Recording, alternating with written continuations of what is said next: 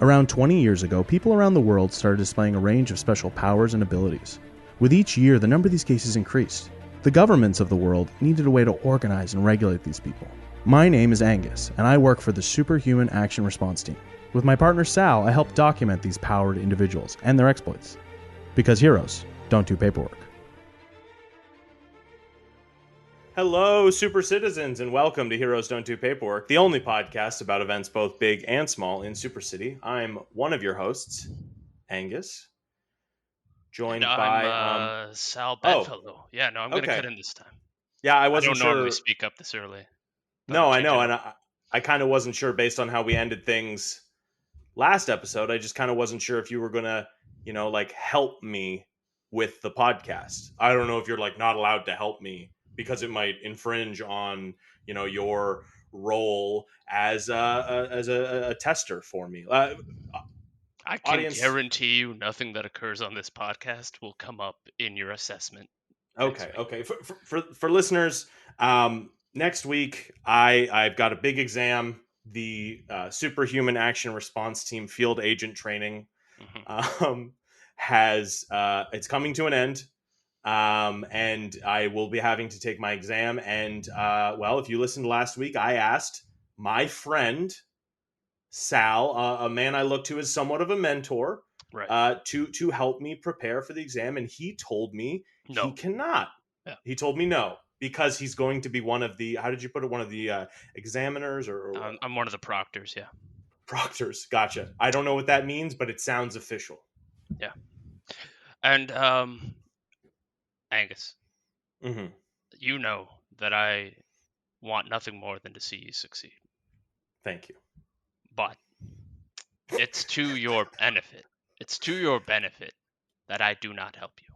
Right. Because I would never want anyone to think that you're only succeeding because I am behind you. Okay. I want you out of my shadow.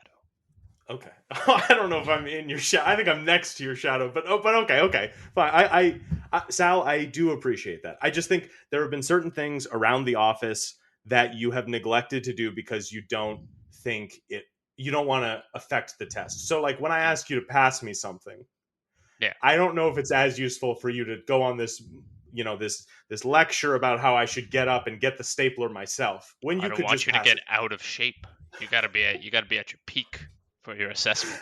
I'm doing pretty well. I ran an amount yesterday and did all right, and I can do a couple push-ups now. Crunches are still kind of tough just because it's so comfortable in the down position. When you're laying down, that's the best part of the crunch, and I spend a bit more time in that part of the crunch than the actual coming up. So it's unfortunate though, but the coming up part of the crunch is the part that's weighted the most in the assessment. I assume every crunch is assessed in two parts: 20% lying down, 80% sitting up, crunching, as it were. Yeah. And so if you're only doing 100% up for the 20%, and you're only doing 50%, I want to see you succeed. Okay, it is nice to know that if someone were to walk into this training and just lay down, that they would still get partial marks for that. But 20%. Yeah. All right.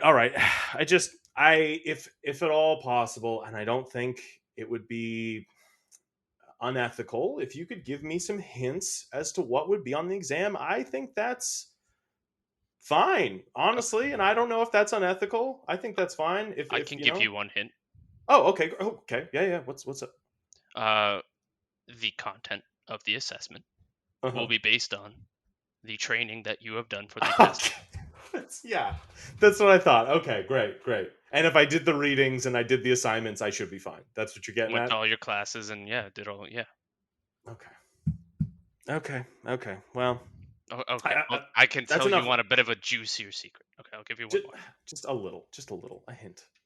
For this assessment, you will need to bring 2 valid pieces of identification. Okay, this is not... in order to complete your registration. Okay, I appreciate that. Enough about me and what I'm going through. Sal, we also last week, another big thing was we became no longer roommates and we became neighbors instead with our apartments. How are you doing?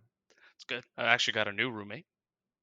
You got a new roommate? Wait a second. Wait a second. Hold the phone. You got a new roommate.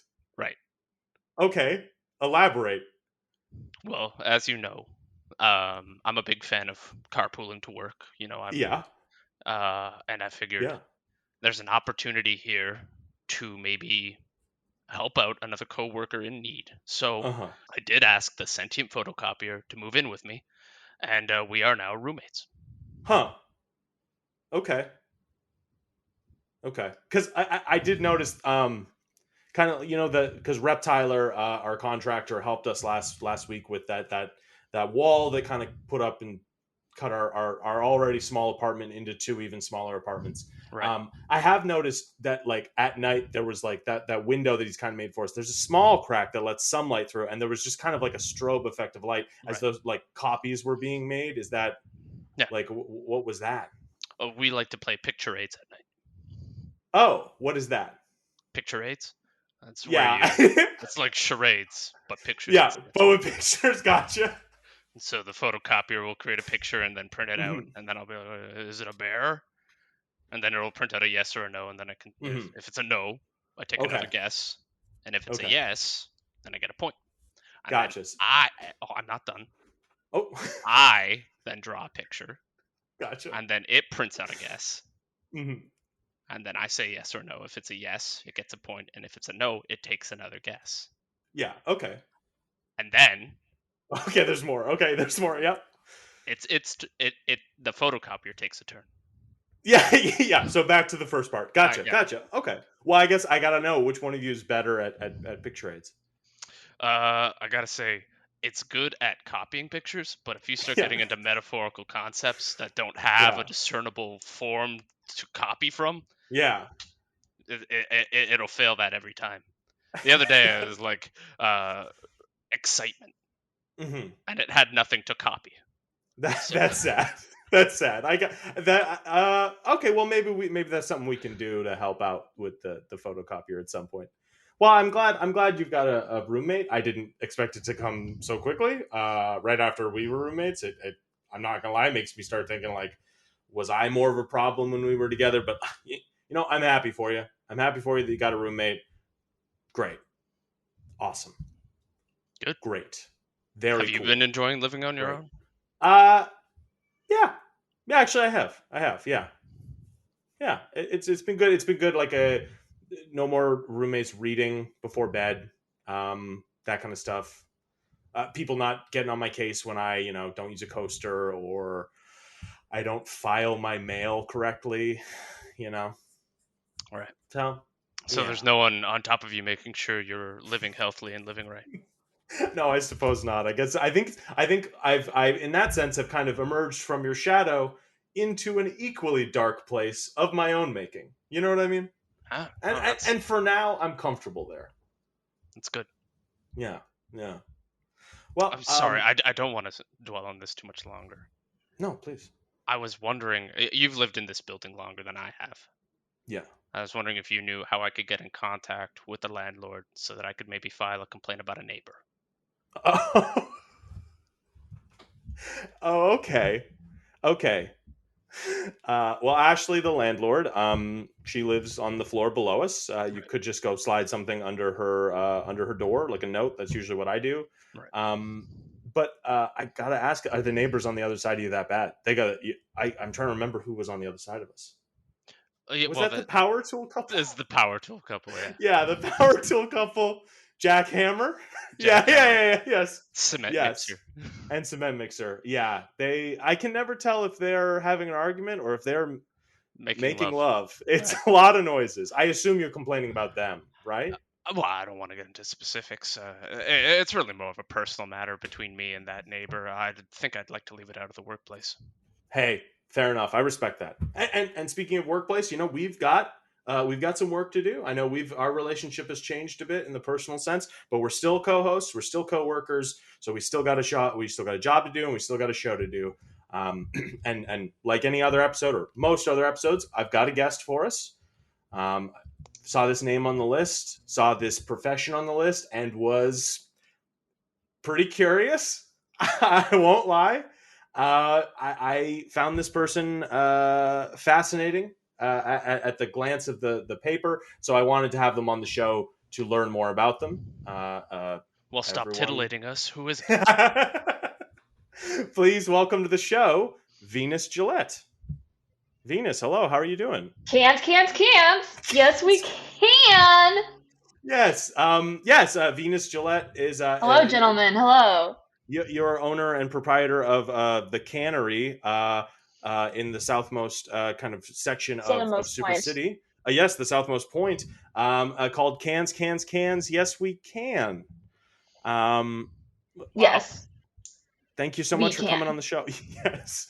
So you do can. We can. You can. Yes, we can. Okay. Cans. Good. Well, thank you for coming on the show. We'll get into the reason why you're here in a little bit. I was just wondering if you could tell us and our listeners, because of course, like I was telling you earlier, Venus, that this is a podcast, so this is going to go out to people kind of across the city, across the world, even if they wanted to listen to this and hear kind of your interesting story. So people listen to this? That's what Angus keeps saying. I mean, actually, a couple guests ago, we did have someone on the show who has listened. That's a good point. That might have been the first guest who's actually listened to the show. Shout out to Agana Actuary. Oh wow! Yeah, okay. I don't know. Yeah. So Venus, tell us a bit about yourself. Oh, a little bit about me. Oh, wow! I am a businesswoman. I am a self-made owner. Yep. Proprietor. Operator. CEO. VP. Cans. Now, hang on a second. I'm sorry. I have to interject for a second. Based on what you said there, are you the only employee of Cans? Yes, we can. You're the sole owner and proprietor and sole operator of. Yes. Okay. What kind of challenges does that present? I mean, hey, there's machines that do things, but it's me. So as a strong, independent businesswoman, what don't I do? I get on my boat, the SS Cans, and I sail. I pull that motor and I sail down the channel, and I find sardines. I find lobsters. I find oysters. Right. And I haul net, and I just haul net, and I say haul net, and I yell haul net for safety reasons. Yeah. And I haul net. Wow.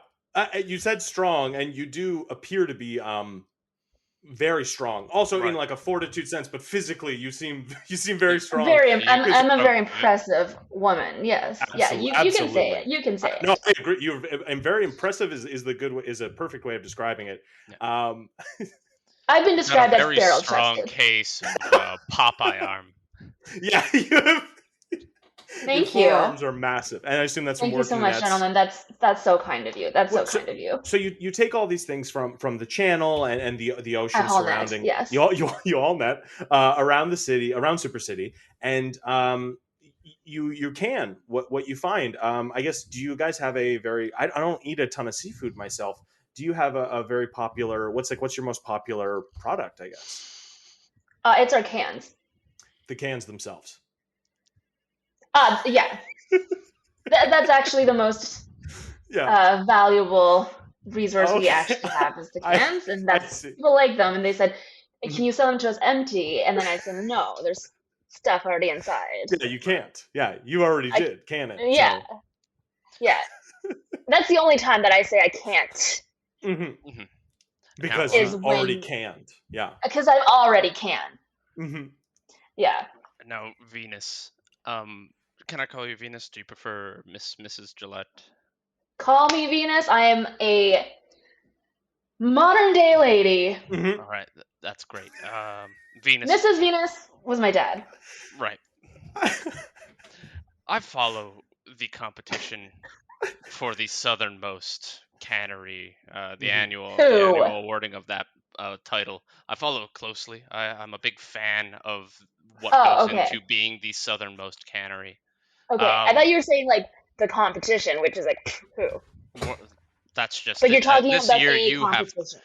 you have crushed all other southern canneries in being the southernmost one, and by a large margin. Yes. And I was hoping you could maybe speak to that. How did you ensure that you were the southernmost cannery this year? How did I ensure? Well, that's a bit of a loaded question.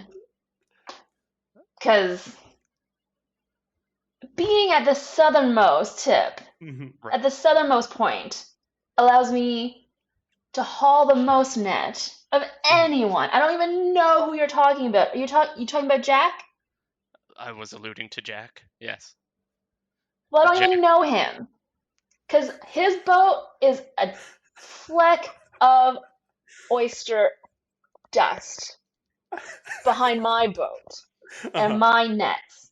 And your boat is the SS Can. Of course, yes, the SS Cans. Okay. So I guess I'm really fascinated by this because you perhaps more than any guest we've had so far, you seem to have the most responsibilities when it comes to your profession in terms of like you're running the business, but also you're not only running the factory that cans things, you're also captain, I assume, of the ship and also the person hauling net. Are you the only person on this boat when you go out there? Yes. Okay. So I do have a life jacket. Life jacket. Right. Well, that's good. That's good. So I guess my question is like what's a regular day for you, like regular work day? Because you must start early. Yeah. Oh, I start at maybe 6:30 p.m.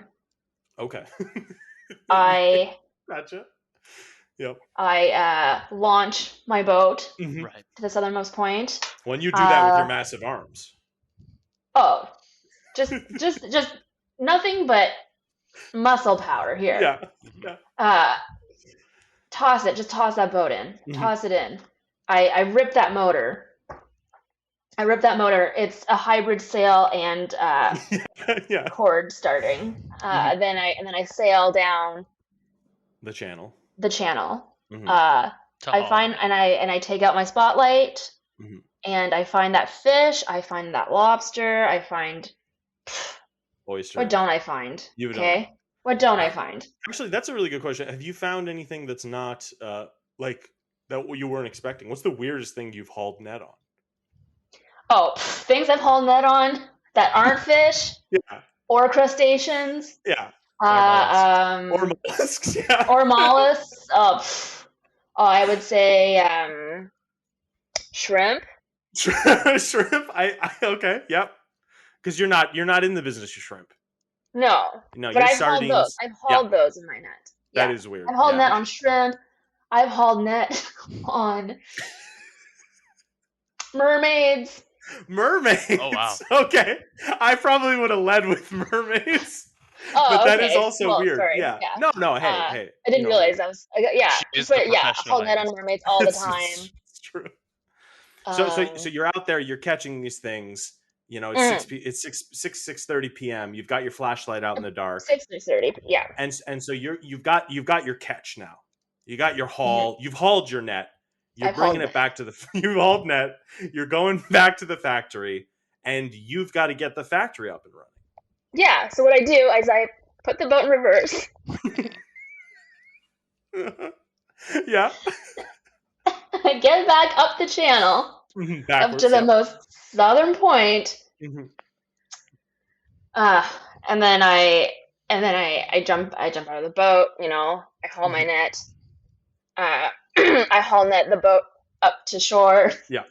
And then I haul net all the way back up to the cannery. Wow. And from there, it's just cans. And then from there, it's canning. Yeah. Canning. Yeah, exactly.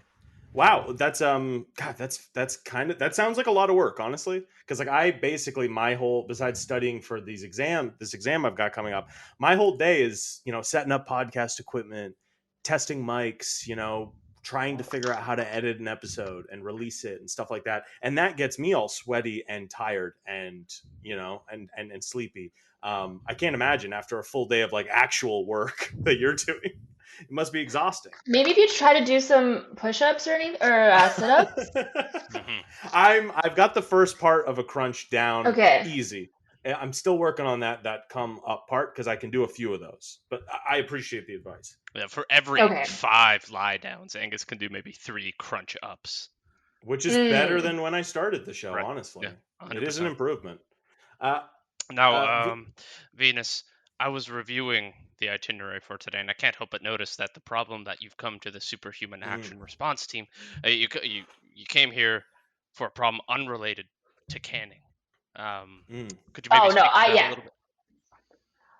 Well, as you know, I've mastered the art of canning. Yeah, I'm successful. I run my business. I'm fit as hell. Absolutely.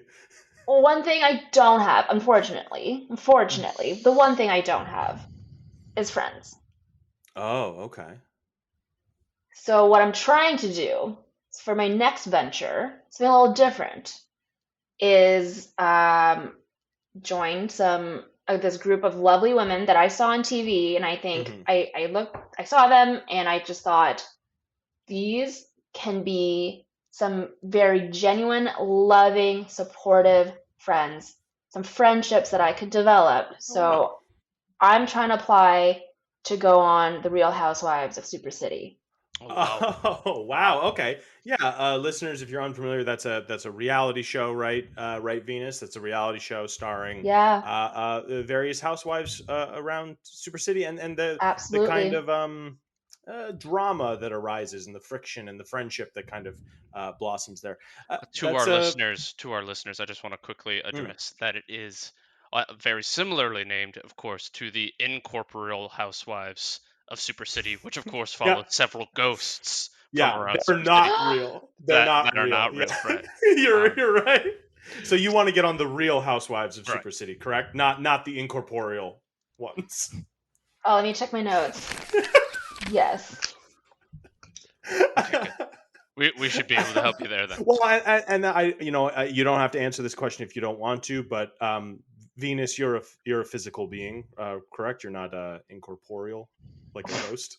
Whoa. You don't have to answer that if you don't want to. Okay. I mean, just touch these arms. Wow. Yeah, okay. Oh, like wow. Yeah. Oh, she picked me up. My feet are off the ground. Woo. Oh yeah. You see how you didn't slip right through? No. And then you were snuggled up tightly. I've honestly never felt safer. How's that? It was great. Actually, why do you think you'd make a good addition to the show? Well, I'm a wonderful role model for anyone watching in Super City. I am super strong physically, mentally. I'm an excellent competitor. Yeah, for those challenges, so that's good.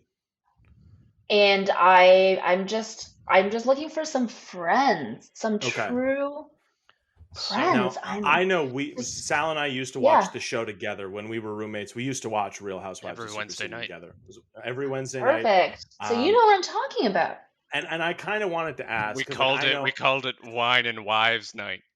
We did. We did. We'd get a box of wine. We'd watch it. It was great, and it really was one of the few things we both really kind of dug. And I don't know. I've got my favorite Real Housewife. My favorite Real Housewife is Stabatha. So she's like kind of the edgy one, and she's clearly more violent than the others. I don't know. I kind of like her energy. Do you have a favorite Real Housewife? Yeah, Minty Simone. Minty Simone. I just love her energy. I love how she makes the room smell really nice. I just want to get close and smell her. Now, you might run into some problems here. Sal, if I remember correctly, was not a fan of Minty. Well, no, I mean, after the most recent season where Minty and, of course, Goozer got at odds with each other. Goozer. I couldn't come around to seeing things from Minty's point of view. I am 100% on the Goozer train. Yeah, well, you've always been a fan of slime based. Yes. Beings. This is actually a great sort of intro into my question. Each housewife brings something to the show, right? Stabitha, of course, edgy personality, lots of knives. Covered in knives, yep. Minty smells nice. Goozer, slime. Need I say more? So what could you bring? What is Venus bringing to the housewives? I've been thinking a lot about this, and this is why I wanted you to review my application for me. I've written 400 pages on this, but I would say maybe the top thing would be my cans. Yeah. Yes, the cans. Nice cans. Yeah. They're good cans. What do you think? They're good. The fish cans, the sardine cans, you mean, right? Yeah. Yes, of course. I mean, not my boat. I mean, No. I can't part with SS cans. No. You would be the only housewife who's also owner, proprietor, and operator of their own business too. That's what I'm saying. That's a very unique. And all I want, friendship, support. Mm-hmm. Of course, the millions of dollars that come along with being on the show. That's gotta be nice. Good too. That is good too. But I can invite them to my penthouse on the top floor. Okay, of cans. Oh, the 100th floor. It's beautiful view. View. Can't be beat. I'm sorry. Is your canning factory is 100 stories tall? I'm very successful. Yeah, no, I didn't. You don't need the money from the show. Wow. I should kind of get into this because it does kind of factor. We've talked about a few of the other characters and kind of the unique element that they bring to the show. Of course, another unique element with most of the citizens in Super City is their power. And I kind of always like asking guests this. Would you be comfortable sharing your power with us? Like what do you have a special ability of some kind? Yeah, it's no secret. I put this on my application as well. Do you want me to tell you? Please, yeah. Okay. So, colon polyps? I suppose I'm familiar with them. Yeah, like a polyp that grows inside one's colon. Yeah. I can get rid of them for you. Oh, okay. How does that work? How did you find out you had this ability, and how does it work? Just point me to one. Just say, "There's one right here." And I get rid of it for you. Okay. Well, now is this an invasive operation, or is it just you just point at it and it disappears? Maybe over a eraser motion. Yeah. Do you have to be able to see the polyp? I point my fingers at it. Okay. Kind of like finger guns. Yeah. And then I go. You wink. And then I kind of. I wink, and then I go, "Hey,"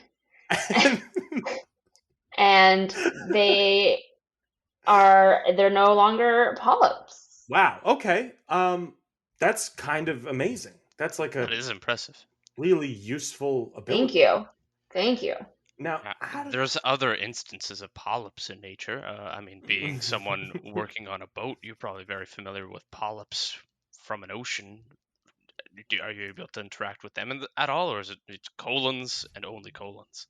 Can you explain to me what are ocean polyps?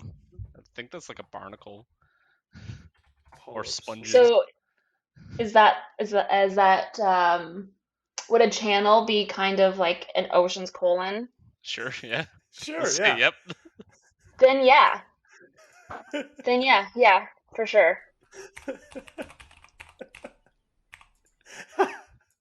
I shouldn't have Googled colon polyps. I'm looking at them right now. I don't think I have any, but just to be safe, never looked. I don't know what they look like because I just get rid of them. Could you? Just in case. I don't think I have any, but could you just in case point at me and just do the thing? Will something bad happen if I don't have colon polyps? Yeah, you'll die. Okay, wait, don't do it then. Okay, that's good to know. Okay, well, we're gonna write that one down. That's a very useful. Thank you for sharing that with us. So do you think you'd bring your colon polypy power to the show, or is that something you keep more in your personal life? Would you? Oh no, I'm proud of it. That's like line 2. Mm-hmm. That's line 2 of the 400 pages. Gotcha. Yeah. Gotcha.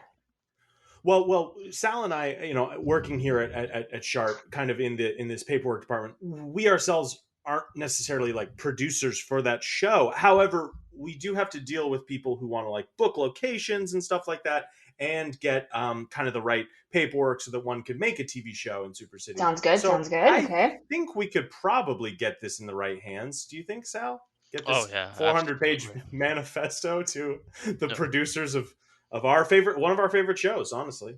Yeah. Wow, and you know what? Thank you for calling it that. That is exactly what that is. A manifesto. Yeah. Gotcha. Well, it's definitely not typed, and it seems to be scrawled in like what would you say this is written in, Sal? Well, it's certainly written in several different methods. It's the interesting part. I mean, beginning a classic essay. Thank you so much. You know what I did?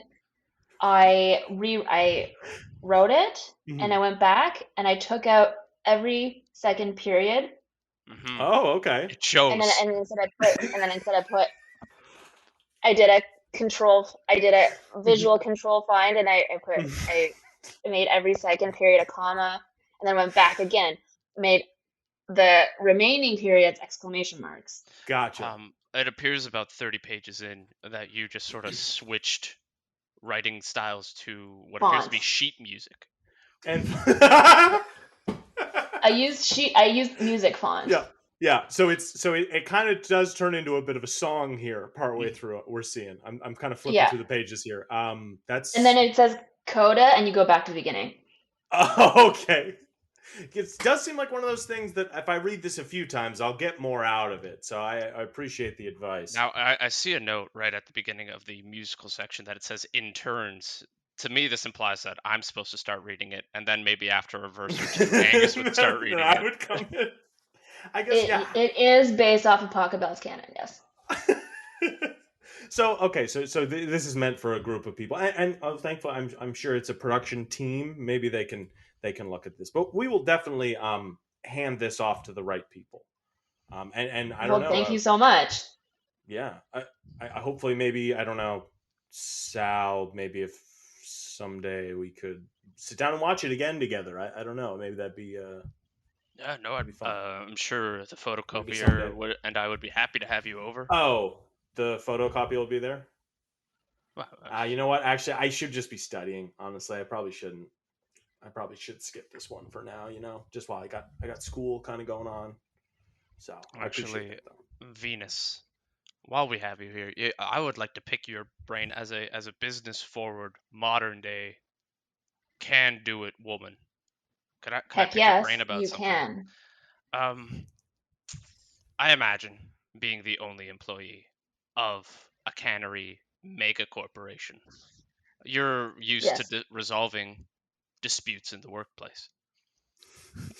Let me tell you about Could you maybe share some tips? Employee. I look in the mirror and she says, "Hey, what a tough boss." And I say, "Shut the hell up." Yeah, you take charge. You're a take charge boss. Yeah. Yeah. Does the employee part of you respect that though? In a sense, The employee part of me, respects it and fears it. Yeah. They respond to strong leadership.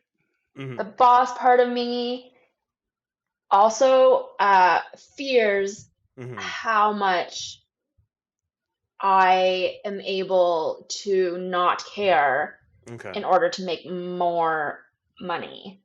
How does the sea captain part of you feel? The sea captain part of me feels up and down and up and down and up and down. Wow. And the life jacket part of me. Okay, so you didn't bring a life jacket. You are the life jacket. I am the life jacket, yes. How does the life jacket feel? Oh, it feels buckle up. You gotta be at least 40 pounds to ride. Wow. Well, Venus, thank you. That was incredibly well put. And I honestly think, I kind of think I've learned a lot by having you here on the show. Truly. Great. I love to educate. This is kind of one of those parts of my life where I'm on my own again, and I need to learn to be a little bit more self-sufficient. And I don't know if I've ever met anyone. Do you like to apply to the housewives? I don't know. I don't think I'm not a housewife. Okay. Really? Okay. You think I would? I don't know what my gimmick would be. I could picture though, you and Goozer maybe spending a day on a ranch, learning about what it means to run a ranch.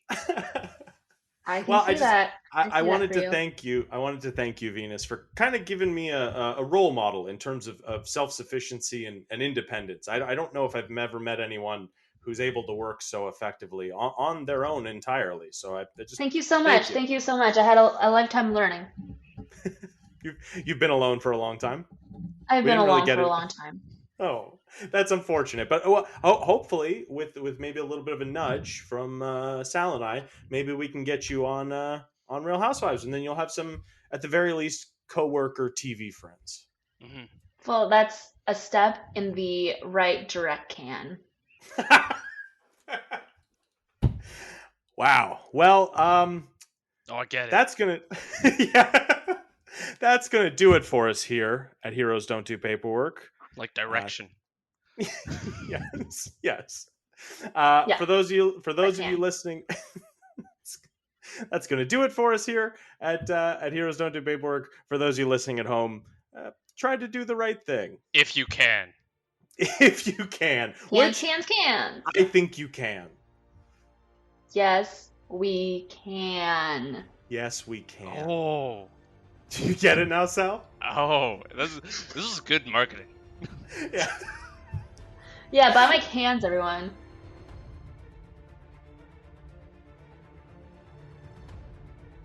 Hey everybody, Angus here. Sal Bedfellow was played by Matthew Wally. Venus Gillette was played by Colleen Wang. Colleen's an artist and improviser. If you want to check out some of her work, head over to Colleen Colors at Instagram. If you like the show and want to support it, or any of the other shows on the Podcavern network, head on over to podcavern.com and check out our merch store. We got lots of cool hats, t-shirts, stuff like that. Anything you buy there helps us keep the lights on. Thanks for listening.